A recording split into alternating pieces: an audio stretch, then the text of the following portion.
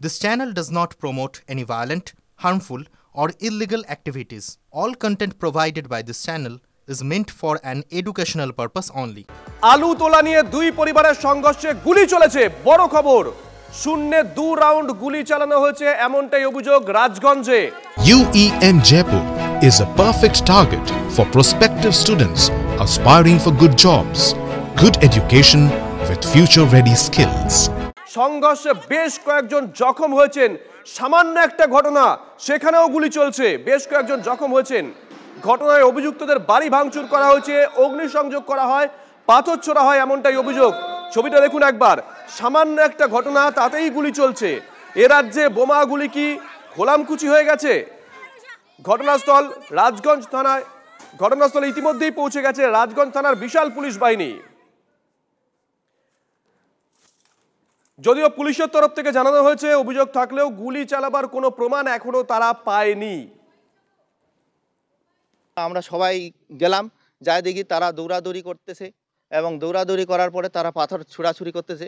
পাথর ছুঁড়ে রহমান আলী আমার চাচা তার মাথা ফাটিয়ে দেয় এবং আরও একজন মোস্তাফিজুর তার হাতেও তার আঘাত লাগে এবং আমার ভাই ছোট ভাই শাহজাহান আলী তার হাত কেটে যায়। এরপরে তাদের বাড়িতে একটি বন্দুক আছে, সেই বন্দুকটা সে বাইর করে আব্দুল খালেক সে 2 রাউন্ড গুলি করে।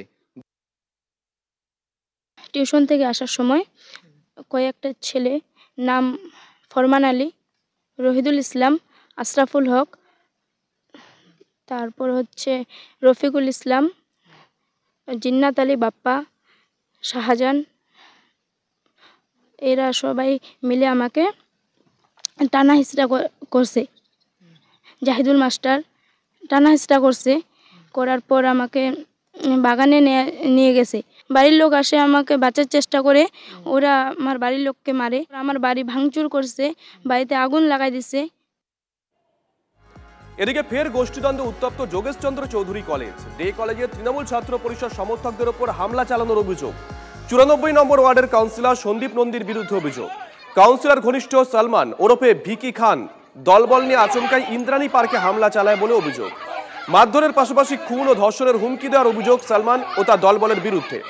মারধরে আহত বেশ কয়েকজন পড়ুয়া। খবর পেয়ে ঘটনাস্থলে পৌঁছয় চারুমার্কেট থানার পুলিশ। পুলিশের গাড়িতে এসএসকেএমে নিয়ে আসা হয় আহত পড়ুয়াদের।